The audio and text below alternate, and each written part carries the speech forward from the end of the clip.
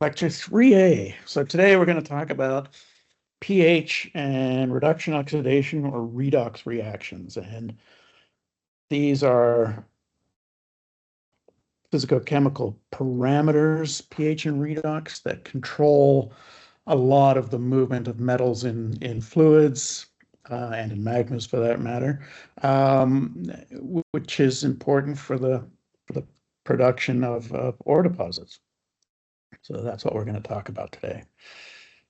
And so just as a what's the word I want, as a quick précis to the whole thing. So the shorthand is that pH is a measure of the activity of protons. So if you recall from last week, lecture 2D, the activity of something is the effective concentration. So if we take the minus log activity of hydrogen in solution, the protons, that gives us the pH. Similarly, we can think of redox or reduction oxidation reactions in a similar way. So instead of pH, we have PE, which is the minus log activity of electrons in solution. Of course, we don't get free electrons in solution, and I'll discuss that as we come along. And so here's a nice, pretty picture. This is some drill holes that were drilled into a massive sulfide deposit in the Yukon of Canada. And so in the ore deposit, the iron is there as pyrite. And so it's reduced iron, Fe2+. And when water interacts with the sulfides at depth, it liberates the iron comes up to the surface environment. You can see that the well is artesian, it's flowing. And the water's clear, but as soon as it hits the ground, it basically oxidizes to Fe3 plus an electron. And the Fe3 then combines with three waters to make precipitated FeOH3, which is basically rust, and it plus 3 protons. So you can see that's an acid-producing reaction. So the EH-pH diagram, and I'm going to show that EH is related to PE. So the EH-pH diagram there shows some real data. Some waters are in the Fe2+ stability field, so they have lots of iron in solution.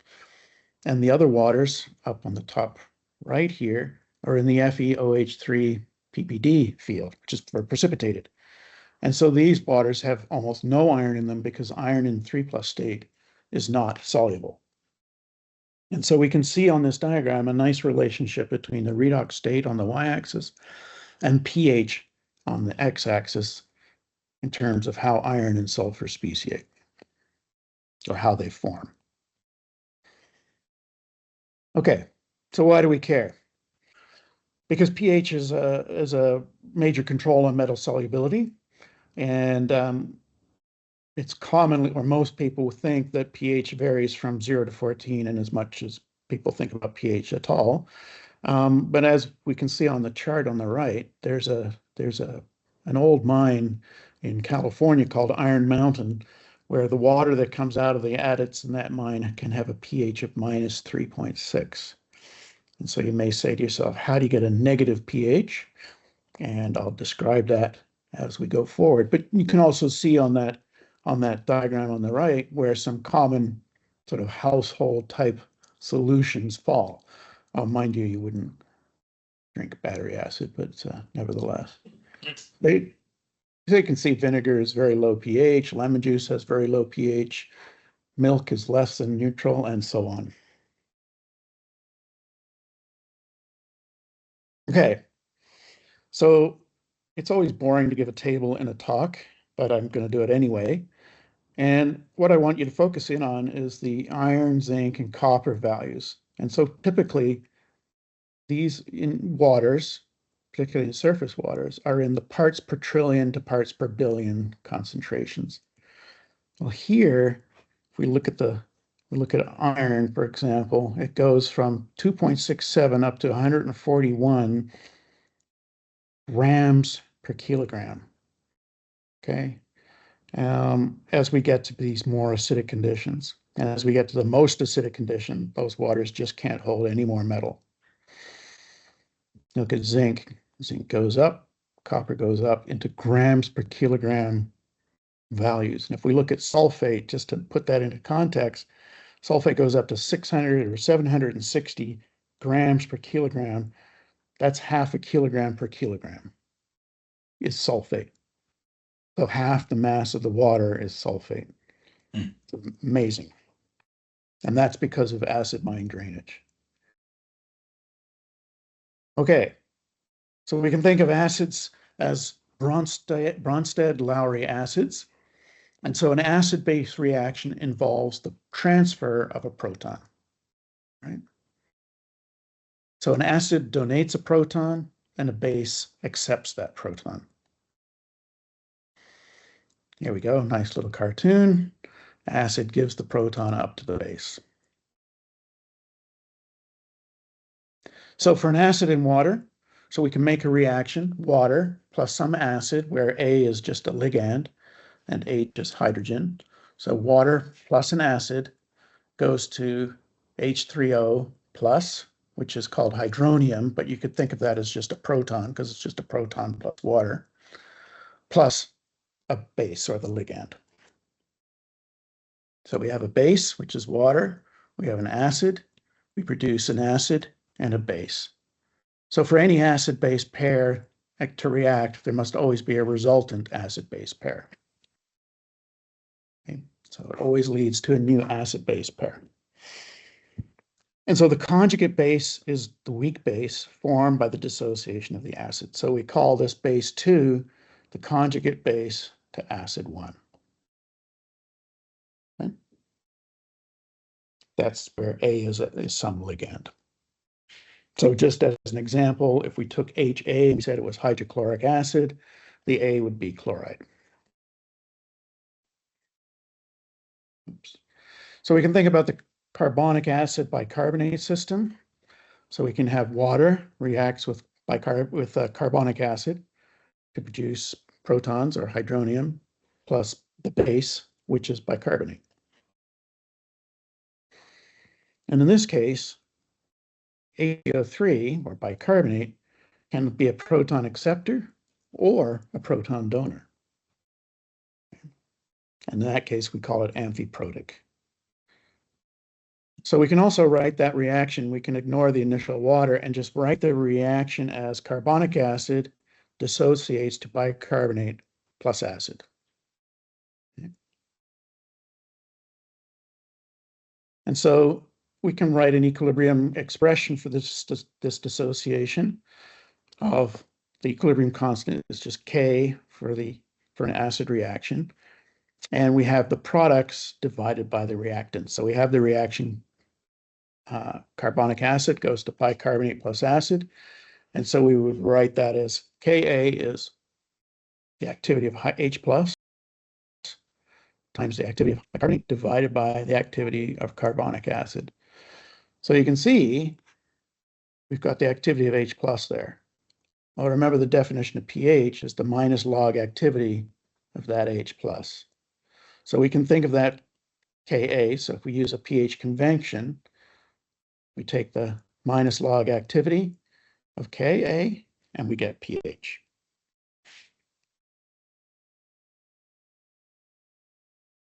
Okay, so we can think about water dissociating. So water dissociates into an acid plus a hydroxide.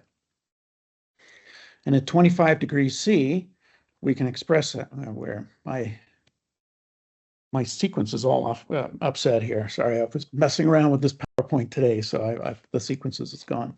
So anyway, we can write the equilibrium constant for the dissociation of water. So we have the amount of acid times the amount of base divided by the activity of water. While the activity of water is typically taken as 1, and so at 25 degrees C, we have the equilibrium constant for the dissociation of water is multiplied by these two activities, which is equal to 10 to the minus 14. And I'm not going to go into the mathematics of that. And so we can then think of pH as being the minus log activity of H plus here. Okay, so a pH of 0 means the minus log activity of 10 to the 0, which is equal to 1 mole per liter of protons. Now, pH 14 is equal to minus log activity of 10 to the minus 14, which equals to 0 0.13 zeros and a 1 moles per liter of H plus, right? So in other words, pH is simply how much protons is in solution. At very basic conditions or high pH, we have very low concentrations of H plus, and at very acidic concentrations, we have very high concentrations of H plus. So the reason we can have pH less than 0 is we would have more than 10 moles per liter. So a pH of -1 would be 10 moles per liter. pH of -2 would be 100 moles per liter, and -3 would be 1,000 moles per liter, which is extremely, extremely acidic. And that's the Iron Mountain example. So what controls the pH in most natural systems? So we have the dissociation of water there. And actually, the point of this table is simply to show that the pH of water depends. So when this equation is at equilibrium, depends on temperature. So at 24 degrees, it's 10 to the 14, or 10 to the, a pH of 0 to 14. At 60 degrees, the scale goes up to 13, just because temperature can affect the activity of protons and hydroxide. Okay, so what makes a strong acid? And, we think of acids like HF as being particularly nasty, and they are. Hydrofluoric acid will kill you if you give it a chance, but it's not necessarily the strongest acid. So let's have a look at that. So we think of the strength of an acid as the acid that is most effective at donating its protons.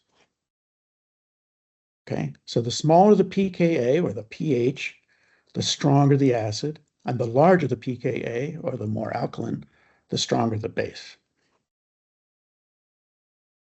So strong acids have pHs less than 4, or pKa's less than 4. And that's, just think of that equation. So given that most natural waters have pHs that range somewhere between 4 and 8.5, then it makes sense that most of the acids that are in our drinking water, for example, or in the nearest lake or river, are weak acids. And the weak acids that you would find, say, in Lake Texoma or in Lake Superior here in Canada, would be things like organic acids, carbonic acid, and bicarbonate. Remember, bicarbonate can be an acid and it can be a base. Okay. So strong acids are those that release a greater proportion of their protons than do weak acids. So we can think of H2SO4 wants to drive that equation to the right, gives up 2 protons, and then we have sulfate in solution. Okay? Same with hydrochloric acid. It wants to go to the right. So they're both strong acids because the reactions essentially go to completion, i.e. go to the right at pHs of less than 4. Carbonic acid is a weak acid because above pH 4, the reaction only goes partly to completion. So that's the reaction which we've already seen. Okay, so acids are red, bases are blue. And so again, just to reemphasize that things like bicarbonate are amphiprotic because they can give up a proton or they can accept a proton. And so here's a plot just showing the frequency of pH values in most natural waters. And again, you can see that most waters are somewhere between, 4 or 5 to 8.5, something like that. And so what we've also got on the chart here is that pyrite oxidation happens at very low pH. And remember that formation of iron OH3 is an acid-producing reaction. Organic acids are relatively weak pHs. Silicate and carbonate weathering happens at relatively slightly alkaline conditions. And then we have things that happen in very rare cases, such as in evaporative lakes or when we interact water with rocks from the mantle, and we can drive things up to very high pH. So we have to think about the carbon cycle when we think about pH, because it's one of the important pH controls in surface waters.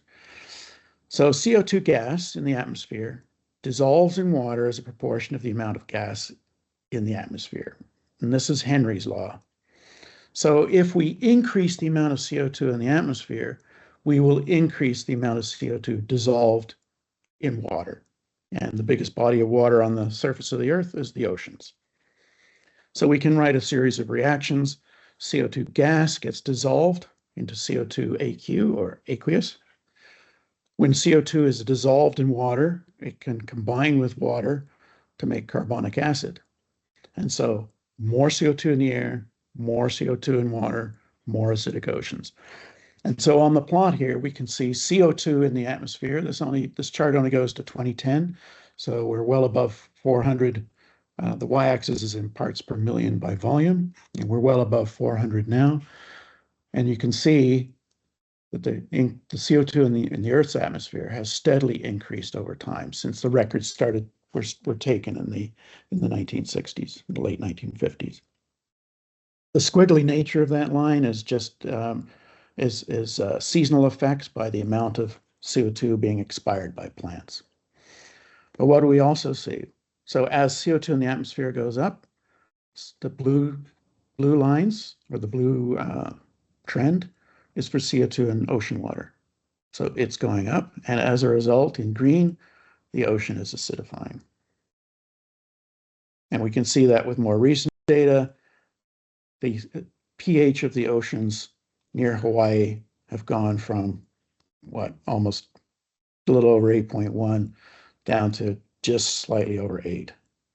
Now that may not seem like a big change, but the oceans are in a fine equilibrium with respect to life, how sea critters make their shells and that sort of thing. So as we acidify the oceans, we're going to impact the way that animal life, plankton, et cetera, can actually function in the world's oceans. And given that much of our food chain is based in the oceans, there are severe implications for the acidification of the oceans. So people may argue about the causes of climate change. Is it human-made combustion of fossil fuels, or is it some kind of natural cycle? I would tend to lean to the first, but people can argue about it. But I think it's indisputable that the oceans are acidifying. Okay, so these are diagrams called Ficklin diagrams.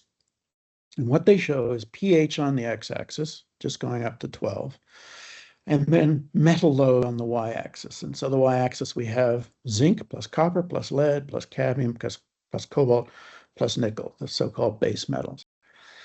And so this purple field called mine drainage shows you the variation in natural waters associated with mine drainage from ore deposits that have been mined. And what we can see is that at very low pH, we have very low metal concentrations. Sorry, at high pH, we have low metal concentrations. And at low pH, we have extremely high metal concentrations. And Iron Mountain would be somewhere up over here somewhere. Okay. Because there's some other fields there for deposits that were not exploited. And so natural drainage can also be fairly acidic. So in other words, yes, mining can impact environments, no question about it, but some environments were already impacted by the fact that there was an ore deposit there in the first place, and mining just may accentuate that impact. Okay, strong acids and weak acids. Hey, can I say something? Yeah, of course. So put that back, and you see, an opportunity for somebody to figure out a way to extract metals from mine drainage, right? Yeah. So in fact, that's the economics are not obvious, but Yeah. But obviously it's possible. Absolutely. Is Tom online? Yeah, that's why I'm marking them. Yeah, that's his thesis. Oh, cool. Yeah. He's looking at recovering rare earth elements and niobium from a mine, from mine waters. Oh, okay, cool. Yeah. No, Thanks. good point, Bob. Excellent observation. Okay. So what do you think? Is phosphoric acid stronger than hydrofluoric acid? Does anybody want to take a stab at that? Come on, John. I know which one I'd rather have on my skin.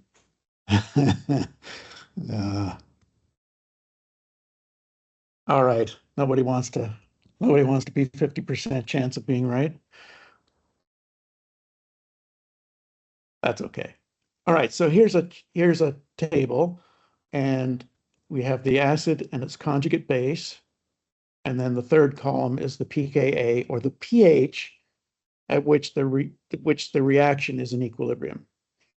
So if we think of hydrochloric acid at the very top there, the pH at which the amount of hydrochloric HCl in solution is the same as chloride plus protons in solution is a pH of -3. So what that means is that for all natural waters other than Iron Mountain, which is not natural, HCl does not occur in solution. It's always there as chloride and H+, right? That reaction goes completely to the right. However, we want to know the difference between phosphoric acid and HF. So there's phosphoric acid. It's got a pKa, or a pH, at which the relationship between H3PO4 and H2PO4 plus H is in equilibrium, and that's a pH of 2.15. So it's a strong acid. What about HF? Well, you can see it's here. It's still a strong acid, but it's nowhere near as strong as, say, hydrochloric or sulfuric or nitric acid. That doesn't mean it's not dangerous. It's hellishly dangerous, but it's just not as strong as those other acids because it doesn't go to the completion except at higher pH. Okay, so it's got a smaller pKa. Phosphoric has a smaller pKa and will donate its first proton at a lower pH. Okay, so the carbonate system is really important in nature. And so we've got two reactions here. We have carbonic acid can dissociate protons plus bicarbonate. And the equilibrium constant for that is 10 to the minus 6.352, or pK, or the pH, is 6.352, is when that equation is in equilibrium. In other words, there's equal amount of carbonic acid and bicarbonate. Equally, bicarbonate can dissociate into protons plus carbonate. And the pH that happens is at 10.3 pH. And so we can plot this. So on the y-axis, we have the log concentration of those different species. And on the x-axis, we have the pH. And so what we see is that at low pH, carbonic acid is the dominant form of dissolved carbon. But as we increase the pH, it decreases very rapidly by many orders of magnitude as we go higher and higher pH. And the pH at which bicarbonate and carbonic acid are in equilibrium is that pK1, which is a pH of 6.4, give or take. So similarly, bicarbonate is the dominant form of dissolved carbon through most natural waters, and it only reaches equilibrium with carbonate at a pH just over 10.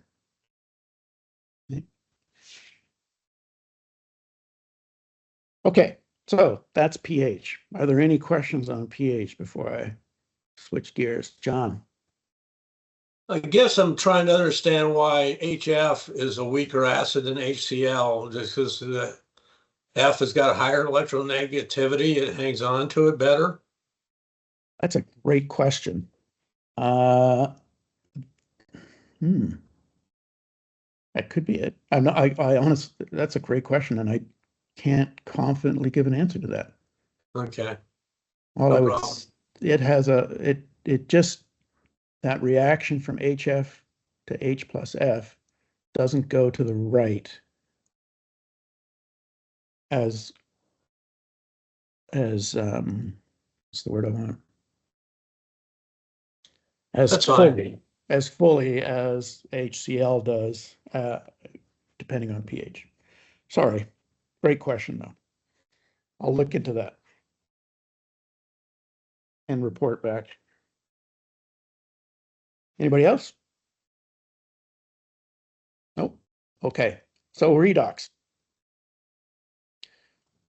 So we can think of redox as involving the transfer of electrons, but we can also think of it in terms of transfer of oxygen. So we stated earlier that we can think of redox as PE in equivalency to pH, so the activity of electrons in solution, but we can think of it in terms of oxygen. Oops. Sorry, again, my things are out of order. So reduction oxidation reactions also control metal solubility and speciation, as pH did. So we can write two equations here for the oxidation of Fe2O3.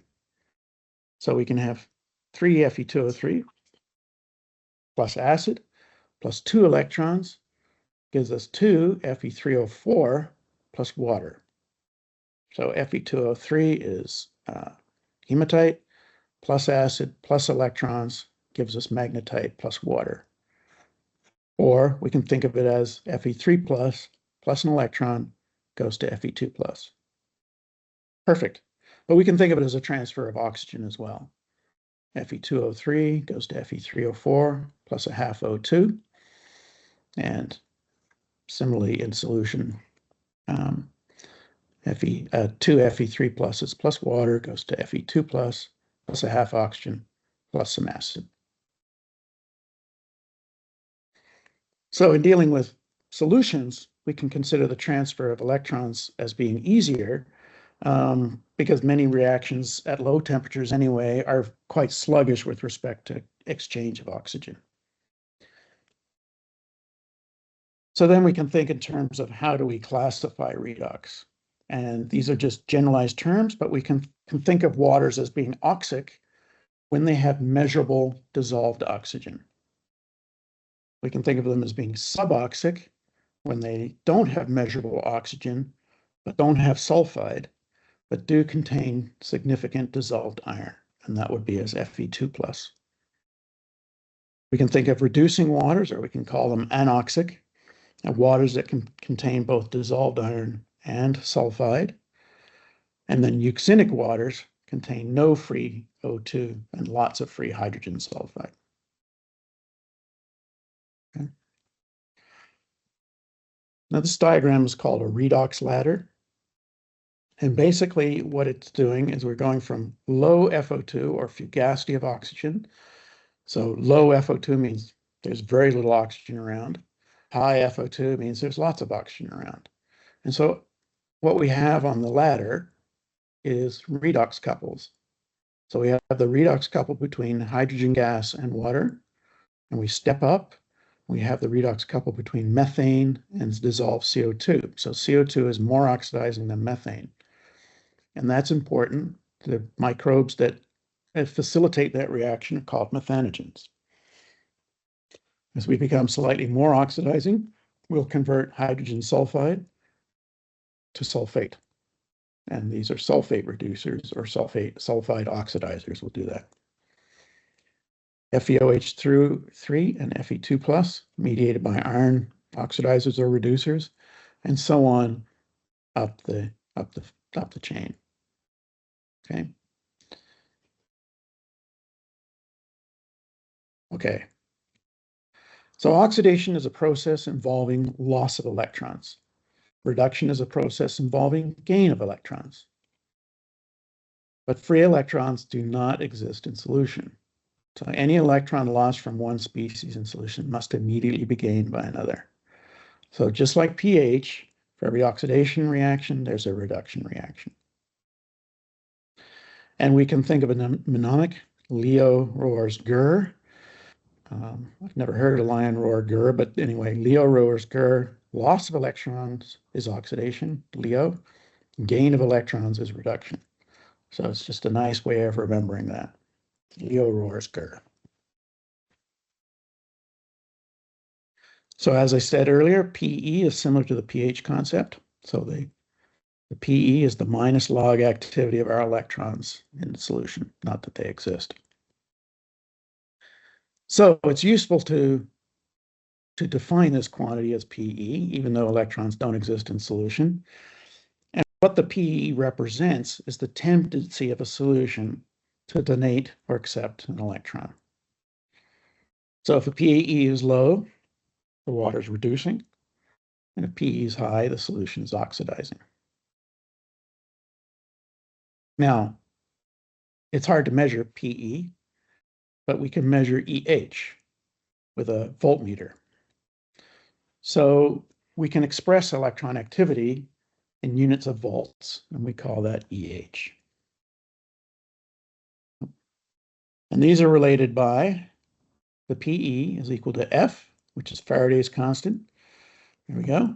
Divided by 2.303 times the gas constant times temperature gives us PE, gives us EH. All that means is that at 25 degrees C, PE is equal to 16.9 times EH, or EH is equal to 0.059 PE. So it's just a simple way of converting from the activity of electrons to something we could measure in the field with a voltmeter. And that's why we put these diagrams in terms of EH and pH, because we can measure that redox potential in the field. So again, here's some real data. And we've got a EH-pH diagram drawn for iron and sulfur speciation. So we can see down here at very reducing conditions, we have pyrite. At very oxidizing conditions, we have iron 3+, which precipitates out. So some of these waters that we studied have low iron concentrations, and they're in the FeOH3 precipitated field. And then some of the waters, especially the mine waters, had very high iron concentrations because they fell into the Fe2+ field, where iron 2+ is soluble. On the right-hand side, we can actually measure these in the field, these redox pairs. So on the right-hand, on the top one, with my hand for scale, we have a sample of water that was very iron-rich, Fe2+, and so it turned a bright orange. The bottom one, actually this was done on Lake Texoma, this bottom one, and it turned very blue because there's lots of hydrogen sulfide at the bottom, in the bottom waters of Lake Texoma. So they would plot, Lake Texoma waters would plot down in here.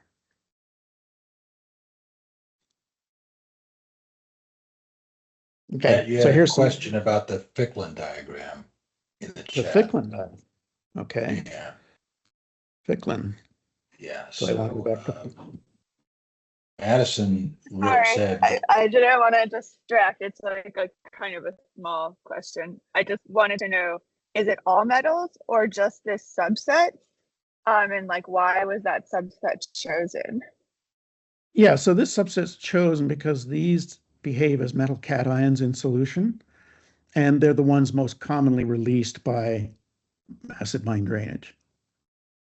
There are other metals. You could add the rare earths. You could add whatever metals you want. This, when Ficklin put this together, these were the metals that were of most environmental concern. Okay, cool. Okay. Thank you. Great question.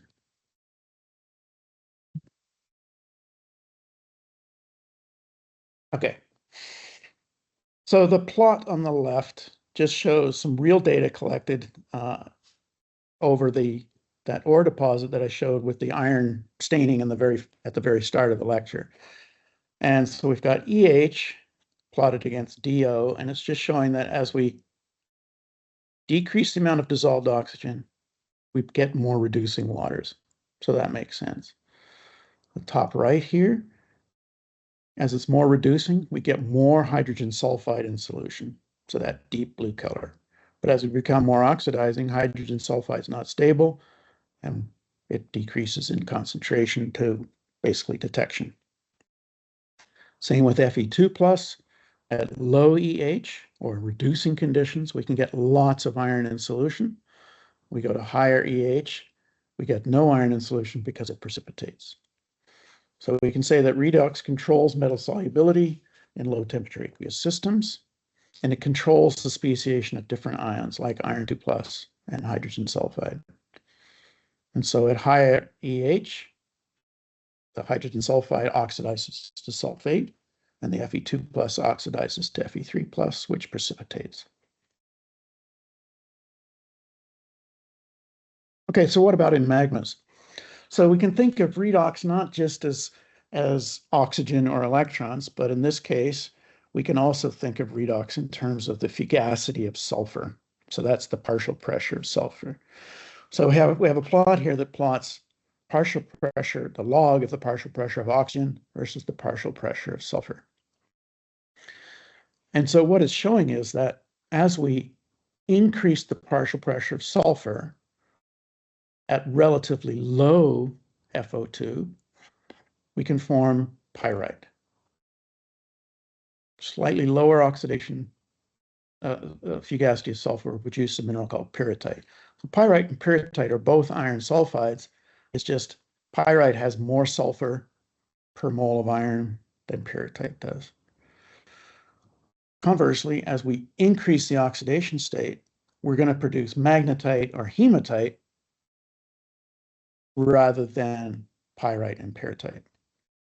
Okay, so the fugacity of oxygen, fugacity of sulfur in a magma or an ore-forming fluid will determine what iron minerals that we will form.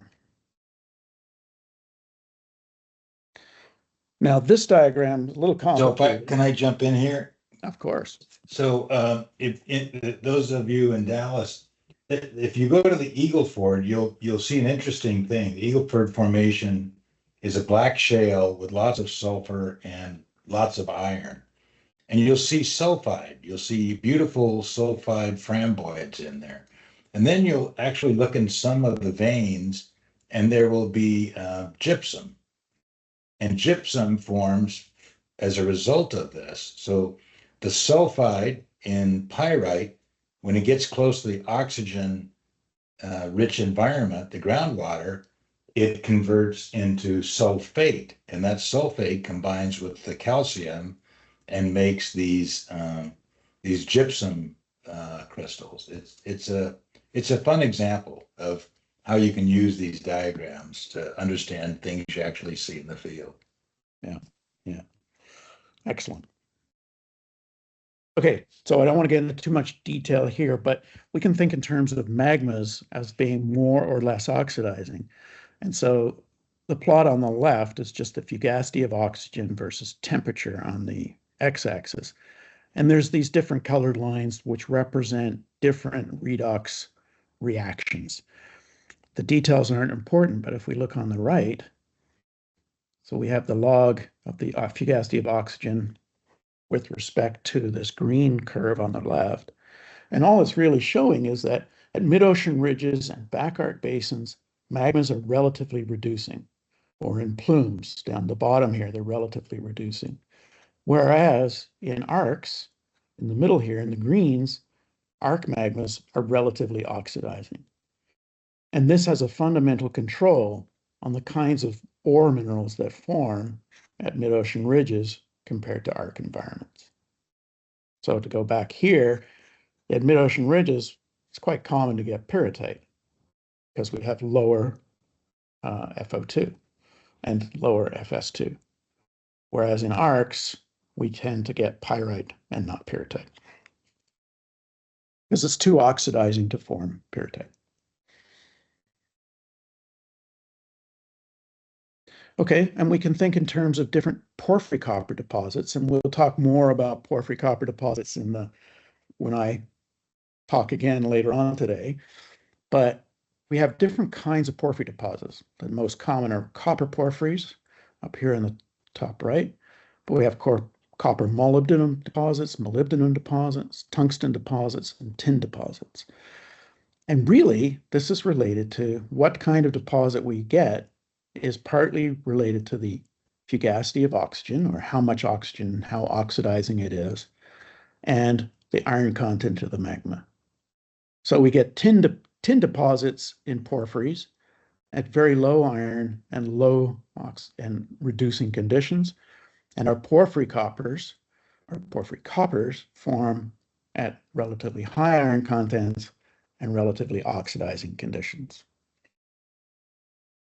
Okay. And then what about in ore systems? So metals in ore-forming hydrothermal fluids typically have low solubility, depending on the metal, although solubility generally increases with increasing temperature and the availability of ligands. And so there's a number of factors that control this solubility, but pH and redox are two of the fundamental controls.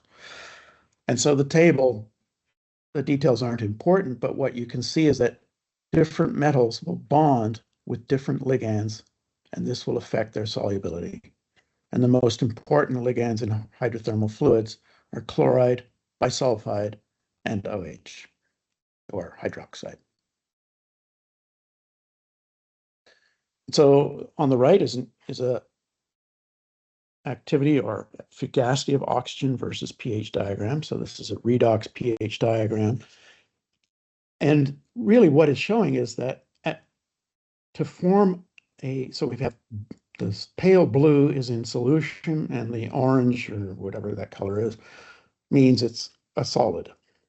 And so uraninite is the main ore mineral for uranium deposits. And so what this diagram shows is that in order to form uranium deposit, we can have a range of pH, but we need very reducing conditions. Otherwise, uranium is quite soluble at oxidizing conditions. And this is fundamental to the formation of uranium deposits. And so other deposit types are also controlled by this change in redox because they're composed of redox sensitive metals such as iron and copper, arsenic, molybdenum, vanadium, tin, gold, palladium, platinum. Oh, I got gold in there twice. That's okay. So these are redox sensitive elements. So the fugacity of oxygen or the redox state will control their solubility. And I think that's the end of the lecture. Oh, I've got one more. This is a complicated diagram, but the take home here is you can see galena. So we have pH versus oxygen, fugacity. And galena is very insoluble at low oxygen fugacities or moderate pH. But as we go up, where it gets deeper blue, lead becomes more and more soluble in oxidizing conditions because it can form other species, and at reducing conditions, but very low pH because it's just more mobile, doesn't form ligands at low pH. Oh, and this one. And this is showing the similar kind of thing. So the plot just shows the speciation of gold in solution, depending on how much hydrogen sulfide and chloride is in solution. So the more hydrogen sulfide and chloride we have, the more gold will be complexed either as a chloride complex or a bisulfide complex. And this has important implications for the formation of gold deposits, for example. Okay, and then finally, water rock reactions, especially with iron-rich rocks and mixing of fluids, leads to mineral precipitation because of changes in redox state. So we can leach ferrous iron from iron-rich rocks, like basalts, and that will lead to gold precipitation. So these three reactions will drive to the left by interaction with ferrous iron-rich rocks. And that's how we make, or one of the ways we can make a gold deposit.